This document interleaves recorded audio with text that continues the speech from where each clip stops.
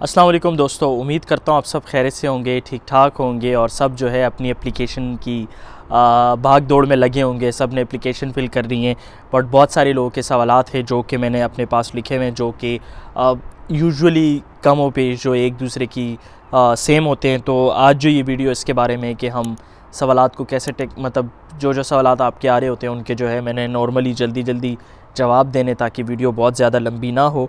ठीक है, सबसे पहले जो सवाल आता है लोगों को कि जितने हमारे डॉक्यूमेंट्स हैं क्या हमें वो अटेस्ट करने चाहिए या नहीं।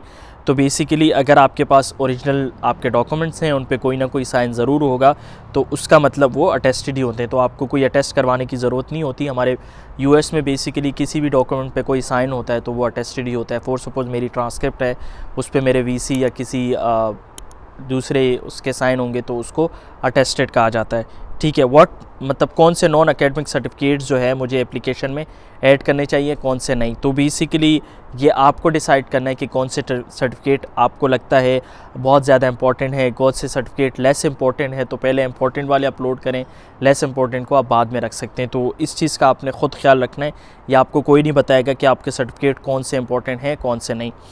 क्या हमें डोमिसाइल की ज़रूरत पड़ती है? नहीं, आपको डोमिसाइल की ज़रूरत नहीं पड़ती। ठीक है, डोमिसाइल अपलोड नहीं करना पड़ता।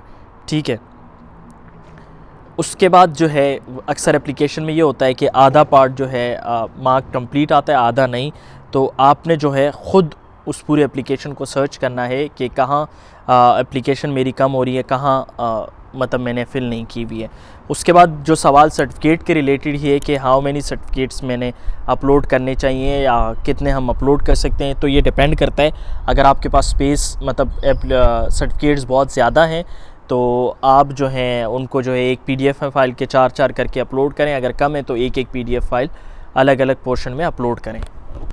तो अच्छा, जो बहुत ज़्यादा सवाल एक और पूछा जाता है कि हमारे पास बेसिकली जो मेडिकल के स्टूडेंट हैं उनका ये होता है कि ईयरली सिस्टम होता है। तो उनका सवाल होता है कि हमारा तो ईयरली सिस्टम है, सेमेस्टर है नहीं, तो हमें इसको किस तरह काउंट कराएं। तो बेसिकली इसको आप इस तरह काउंट करा सकते हैं कि जो 2 सेमेस्टर हैं वो पूरे ईयर काउंट किया जाता है। तो अगर आप अपने सेकंड ईयर में, तो आप समझे कि थर्ड सेमेस्टर या फोर्थ सेमेस्टर में। अगर सेकंड ईयर के बिल्कुल लास्ट में है तो आप फोर्थ सेमेस्टर में होंगे, अगर सेकंड ईयर के बिल्कुल स्टार्ट में तो आप थर्ड सेमेस्टर में होंगे। तो आपको वो ख़ुद उस तरह से जो है काउंट करना होगा। तो बेसिकली स्प्रिंग एंड फॉल होते हैं 2 सेमेस्टर, तो इसको आपने देखना है कि किस तरह कर सकते हैं।